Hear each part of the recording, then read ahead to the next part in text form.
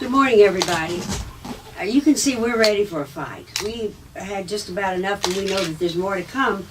The New York Times recently wrote on the front page that there are people in the government now who are devoted to getting rid of contraception.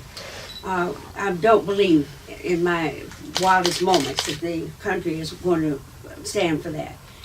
But we, as Diana said so well, we are in the midst of an unprecedented attack on women's health care rights by both the Trump administration and congressional Republicans. Apparently there's no length they won't go to try to roll back the progress we've made. And the two special provisions that they have inserted into appropriations bills are especially outrageous. The first is a provision in the state and foreign operations funding that would zero out funding for the United Nations Population Fund. This is the largest multilateral provider of family planning and reproductive health services. Simply put, the program saves lives. It works in more than 150 countries to ensure safe births and protects against female genital mutilation, all while providing contraception services to both men and women. Let me tell you just how important this program is. In a single month last year, it supported more than 10,000 childbirths in Syria alone, including more than 4,000 cesarean sections, which nature cannot do by itself. The United Nations Population Fund is especially important when you consider that in more of the 100 countries that it operates in, USAID has no family planning because we forbid that.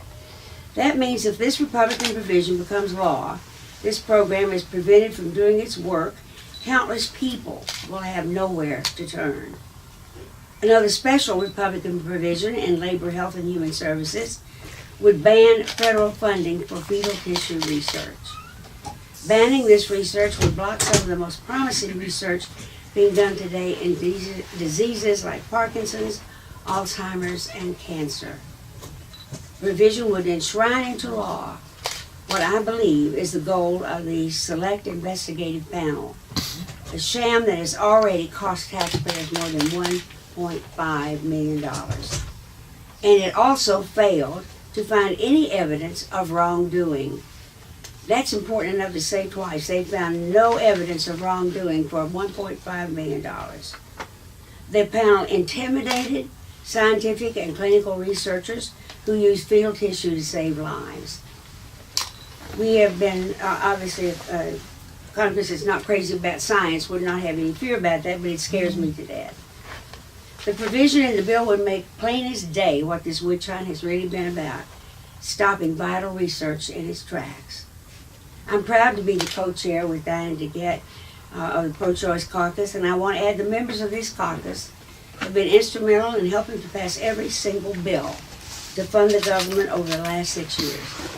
The provisions contained in these appropriations bills will make us think twice, or even maybe once and a half, over whether we are going to provide that support this year.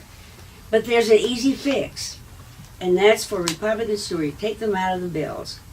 We're not going to remain silent while this attack goes on. In fact, some of us have been fighting this issue for 40 years. I know the women of America will not sit idly by while Congress works to dismantle the progress that we have fought so hard to maintain. And I now would like to introduce Nita Lowett from New York.